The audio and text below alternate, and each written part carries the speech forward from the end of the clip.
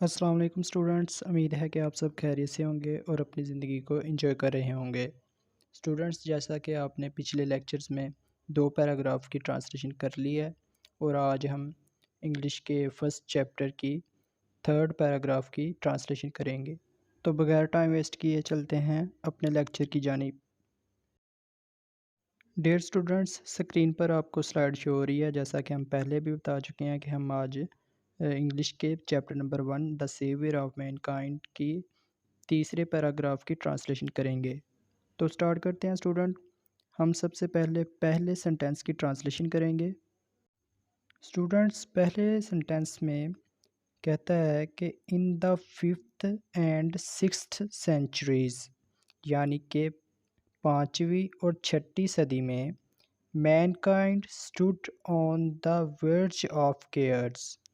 Main kind کا مطلب ہے نوع انسان یا بشر یا پھر انسان بھی کہہ سکتے ہیں، ٹھیک ہے۔ اسٹوڈ سٹینڈ سے نکلا ہے، جس کا مطلب ہے کھڑا تھا۔ اسٹوڈ یعنی پاسٹ کو ظاہر کرتا ہے، ٹھیک ہے۔ آن دا ورج ہوتا ہے دانا یا کنارہ، ٹھیک ہے۔ آف کیس یعنی تباہی، کیس کا مطلب ہے تباہی۔ کچھ لوگ اسے چیئرس بھی بولتے ہیں، لیکن کرس جو ہے ٹھیک لفظ ہے، ٹھیک ہے۔ کرس، ٹھیک ہے۔ کرس کا مطلب تباہی، ٹھیک ہے۔ تو بچوں، اس کی ٹرانسلیشن اگر ہم کریں تو وہ کچھ اس طرح ہے۔ ان دا 5th and 6th centuries main kind stood on the ورج of cares, یعنی کہ 5ویں اور 6ٹھی صدی میں انسان تباہی کے دانے پر کھڑا تھا یا تباہی کے کنارے پر کھڑا تھا، ٹھیک ہے۔ بچوں، ٹرانسلیشن کرتے وقت آپ نے یہاں ایک بات کا بہت خیال رکھنا ہے کہ جب آپ نے ٹرانسلیشن میں لکھنا ہے نا 5ویں اور 6ٹھی صدی میں، تو یہاں آپ نے آگے کامہ لگانا ہے، ٹھیک ہے۔ جس طرح انگلش میں کامہ لگا ہوا ہے نا، اسی طرح آپ نے اردو میں بھی کامہ لگانا ہے، ورنہ آپ کا مارکس جو ہے نا وہ کم ہو جائیں گے، ٹھیک ہے۔ وہ کٹ کر دے گا ایگزامینر، ٹھیک ہے۔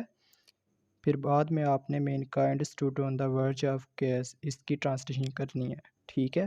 اسی طرح آگے دیکھتے ہیں۔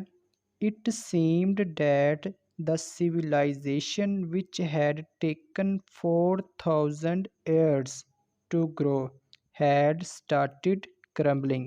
بچوں، پہلا لفظ جو ہمارے پاس ہے وہ ہے سیمڈ کا لفظ جو ہے وہ سی سے نکلا ہے، ٹھیک ہے، جس کا مطلب ہے دیکھنا یا نظر آنا، ٹھیک ہے۔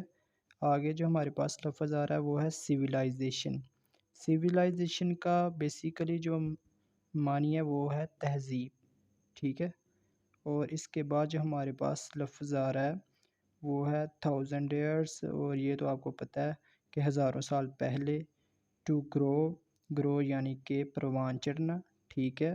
اسٹارٹڈ کا جو لفظ ہے وہ اسٹارٹ سے نکلا ہے، جس کا مطلب ہے شروع ہونا یا شروعات کرنا، ٹھیک ہے۔ کرمبلنگ کا جو یہاں معنی ہے وہ بھی آپ کو بتاتا ہوں۔ کرمبلنگ جو ہے کرمبل سے نکلا ہے، جس کا مطلب ہے لڑکھڑانا، ٹھیک ہے۔ لیکن یہاں پر اس کا مطلب ہے ٹکڑے ٹکڑے ہونا، ٹھیک ہے۔ اسی طرح اگر ہم اس کی ٹرانسلیشن کی بات کریں تو وہ کچھ اس طرح بنتی ہے۔ اٹ سیمڈ ڈیٹ، ایسا نظر آ رہا تھا کہ دا civilization which had taken 4,000 years to grow، کہ وہ تہذیب جس نے 4,000 سال لیے تھے پروان چڑھنے میں، had started crumbling، ٹکڑے ٹکڑے ہونا شروع ہو گئی ہے، ٹھیک ہے۔ اب ذرا پورے فقرے کی بات کر لیتے ہیں کہ ایسا نظر آ رہا تھا کہ وہ تہذیب جس نے 4,000 سے زیادہ یا 4,000 سال لیے تھے پروان چڑھنے میں، وہ ٹکڑے ٹکڑے ہونا شروع ہو گئی ہے، ٹھیک ہے۔ اچھا، یہاں پر میں نے ایک بات بڑی نوٹس کی ہے کہ بچے یہ چھوٹا پیراگراف سمجھ کے پہلے تو بڑا خوش ہوتے ہیں، لیکن اتنا لمبا سنٹینس دیکھ کر پریشان ہو جاتے ہیں، پتہ نہیں ہمارے سے یہ ٹرانسلیشن ہو پائے گی بھی کہ نہیں، ٹھیک ہے۔ لیکن اب جیسا کہ میں نے کروا دیا، اب آپ کو پتہ چل جائے گا جب آپ کو معنی آتے ہوں گے تو آپ ایزیلی اس کی ٹرانسلیشن کر لیں گے۔ میں آپ کو معنی بھی بتاؤں گا، ایک ایک لفظ کے بتاؤں گا، آپ کو ذرا کسر نہیں چھوڑوں گا، ٹھیک ہے؟ اور آپ انشاءاللہ ہائی مارکس بھی سکور کریں گے، ٹھیک ہے؟ آگے اگلے پیراگراف کی طرف چلتے ہیں۔ At this point in time, اگر ہم بات کریں ایٹ دس پوائنٹ، اگر ہم اس کی ٹرانسلیشن کریں تو وہ کچھ اس طرح ہے کہ اس موقع پر۔ آگے ہم دیکھتے ہیں ان ٹائم، ان ٹائم کا مطلب ہے وقت میں، تو اگر ہم اس کی ٹرانسلیشن کریں at this point in time, اس وقت یا اس موقع پر، اس وقت میں، تو یہ تو بات غلط ہو جائے گی نا۔ یہاں پر آپ کے ذہن کا پتہ چلتا ہے کہ آپ اس کی ٹرانسلیشن کیسے کریں گے، ٹھیک ہے؟ بچے اس کی ٹرانسلیشن دو طرح سے کی جا سکتی ہے۔ اگر ہم اس کی لفظی ٹرانسلیشن کریں تو وہ کچھ اس طرح ہے کہ وقت کی اس گھڑی میں، ٹھیک ہے؟ وقت کی اس گھڑی میں، یہ ہے اس کی لفظی ٹرانسلیشن۔ لیکن اگر ہم اس کی کنسیپچول جو ٹرانسلیشن ہے وہ کچھ اس طرح ہے، این اس موقع پر، ٹھیک ہے؟ این اس موقع پر، یہ اس کی کنسیپچول ٹرانسلیشن ہے، اوکے؟ آپ ان میں سے جو مرضی بھی سلیکٹ کریں گے آپ کی درست ہونی ہی ہونی ہے، ایگزامنر کسی صورت اس کو غلط نہیں کر سکتا، ٹھیک ہے؟ آگے چلتے ہیں۔ اللہ المائٹی، اللہ المائٹی کا مطلب اللہ قادر مطلق، ٹھیک ہے؟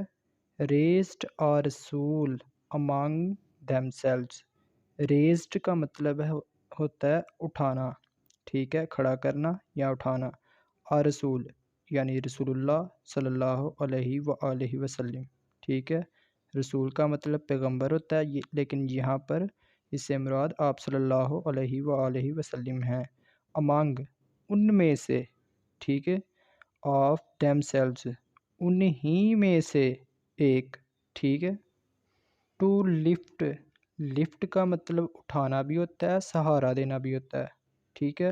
دا ہیومینٹی، ہیومینٹی کا لفظ ہیومن سے نکلتا ہے، جس کا مطلب ہیومن کا مطلب ہوتا ہے انسان، اور ہیومینٹی کا مطلب ہوتا ہے انسانیت۔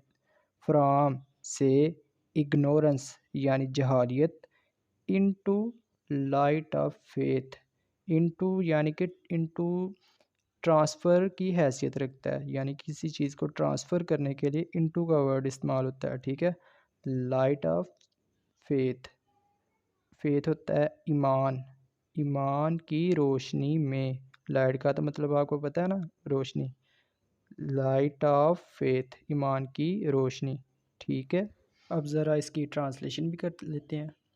At this point in time, N اس موقع پر، اللہ المائٹی ریزڈ آ رسول امانگ دیم سیلوز، اللہ قادر مطلق نے انہی میں سے ایک پیغمبر یا رسول کو اٹھایا، to lift the humanity from ignorance کہ وہ انہیں جہالیت میں سے نکالے، into the light of faith اور ایمان کی روشنی سے منور کرے یا ایمان کی روشنی کی طرف لے کر جائے، ٹھیک ہے؟ اچھا، اس کی ایک ٹرانسلیشن ہم اس طرح بھی کر سکتے ہیں کہ این اس موقع پر اللہ قادر مطلق نے انہیں جہالیت سے نکالنے اور ایمان کی روشنی کی طرف لے جانے کے لیے ایک رسول کو اٹھایا، ٹھیک ہے؟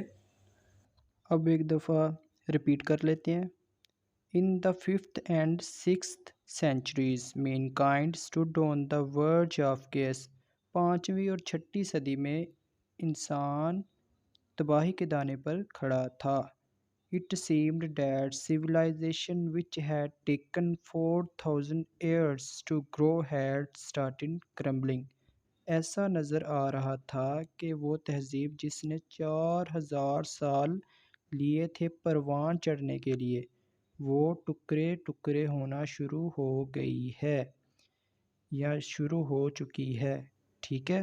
At this point in time, Allah almighty raised آ رسول among them selves to lift the humanity from ignorance into light of faith. N اس موقع پر اللہ قادر مطلق نے انہی میں سے ایک رسول کو اٹھایا کہ وہ انسانیت کو جہالیت سے نکالے اور اسلام کی روشنی کی طرف لے جائے یا اسلام کی روشنی سے منور کر سکے، ٹھیک ہے، یا پھر اسلام کی روشنی سے منور کرے، ٹھیک ہے۔ بہتر یہی ہے کہ آپ لکھ لیں کہ تاکہ وہ انسانیت کو جہالیت سے نکال سکے اور اسلام کی روشنی سے منور کرے، ٹھیک ہے۔ تو پیارے بچوں، یہ تھا ہمارا آج کا لیکچر۔ امید ہے کہ آپ کو سمجھ آ گئی ہوگی، اور اگر اب بھی آپ کے ذہن میں کوئی سوال ہے تو آپ کمنٹ میں پوچھ سکتے ہیں، ہم آپ کو بھرپور جواب دینے کی کوشش کریں گے۔ بچوں، اگلے لیکچر کے لیے ہمیں اجازت دیں، اور تب تک کے لیے اپنا خیال رکھیں۔ اللہ حافظ۔